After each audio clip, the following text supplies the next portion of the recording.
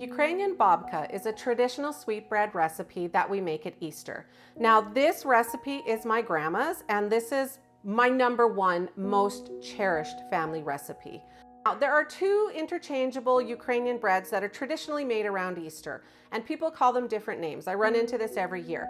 There is Pascha. Now, in my family, Pascha is the braided, plain, round bread that you decorate with a glaze, sometimes some Easter eggs, and you take to church. So that's the Ukrainian Orthodox Church, or it's also called Greek Catholic. Now, babka to us is the tower bread that we make in coffee cans. So we bake it up, it's a tower, and I don't actually usually put an icing on mine.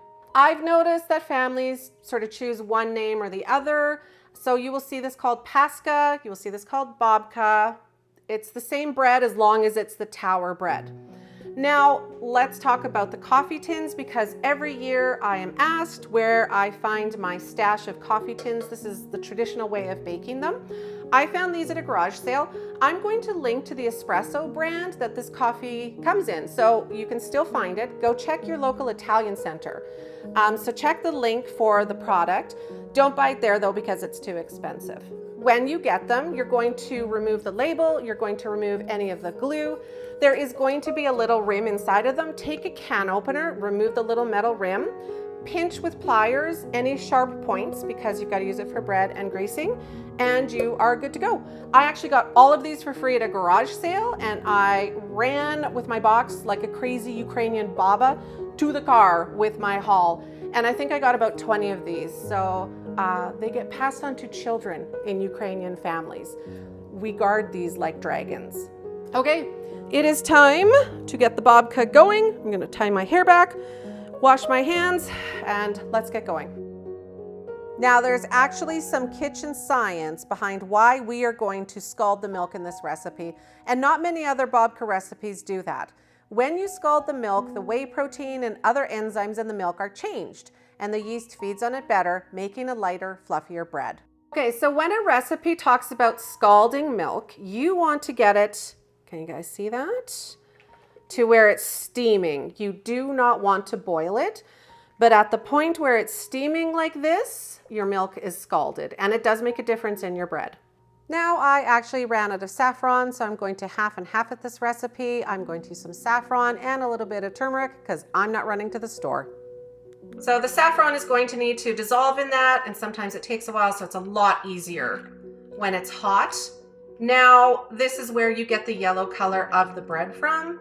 So turmeric actually does not have that much flavor to it, believe it or not. So just make sure it's good and yellow at this point, and your saffron is dissolved. Now, a lot of people are like, ew, turmeric, but you know what? Let's remember that my grandparents didn't have a lot of money, so when my grandma made this, it actually was never made with saffron. Okay, now it's time for some ice water. A lot of recipes say cold water, but why put in cold when you can put in ice water and speed up the process? So you're gonna let that dissolve. It's going to cool down this mixture. Okay, now it's time to proof the yeast, and funny story, I accidentally put salt in the first time that I shot this video. So Mike and I wanted to be all fancy and do this time-lapse video. 18 minutes later, I went to look, and I have no proofed yeast. I looked down at my ingredients, I had put salt in it. So here's the new fun little time-lapse video of what actually happens when you proof your yeast with sugar.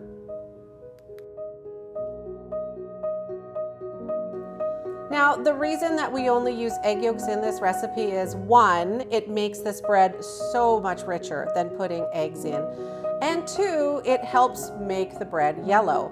I highly suggest that you just use the egg yolks, and tip, you are going to want to put away some of the egg whites. We are going to beat them, and then we're going to brush the top of the babka later on when we're baking it. Now, another little tip is I actually like to add my salt to the milk instead of trying to mix it into the 7 or 8 cups of flour that I'm going to use later on. Now, we're just going to put that milk mixture right into the yeast mixture. We're going to attach our dough hook. I never have to oil my dough hook You might have to, depends on your mixer.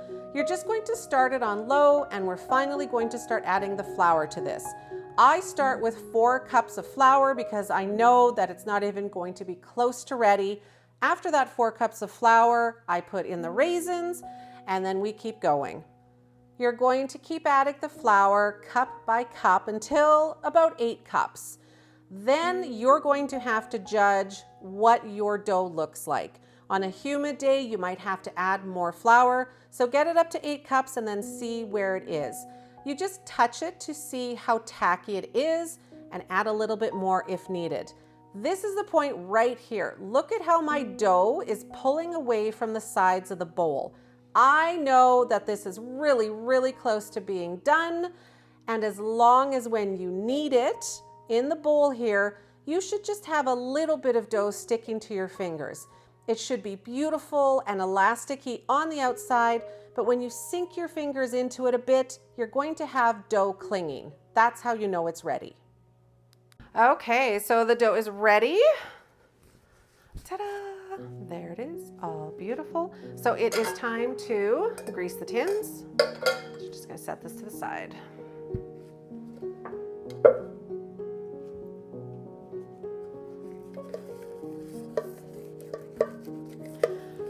The best way to do this is actually to put on gloves and get right in there with the butter. You have to grease it really well. No cooking spray will not work, like at all in this. It has to be a really thick layer of butter. So remember when I said that you have to make sure after you cut out that inner circle that this is smooth? This is why, or you're gonna cut yourself. Okay, should be good. So yeah, thick layer of grease in there, if you guys can see that. Lots of butter. Okay, I'm gonna start with 8 tins. This may evolve into 10 tins. We're gonna see what the batch makes. It all depends on the size of your coffee tins. The rule of thumb is that you're gonna fill them up to about 1/3 with the dough, and then it's gonna rise all of the way, and then when you're baking it, it's gonna rise some more. Okay, now it's time to take out all of your aggressions on your dough, punch it down, knead it over itself a couple of times. You can see how it is just perfect. Just sticks a little bit, it's ready to go. So remember what I said, your rule is that you're going to want to fill the container about 1/3 full. So now we're gonna form some little balls here, plop them in the containers.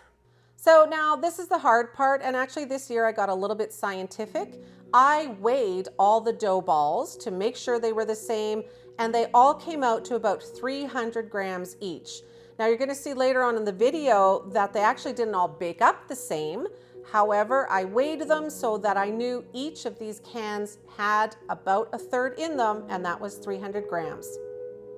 When you're putting the dough in, you're going to try to put the rounded part of the ball up, and any seams that you have in the dough is going to go in the bottom of the can. Okay, so my oven rack, of course, is on the bottom. Now I have that proof button, so I'm going to proof these in my oven again.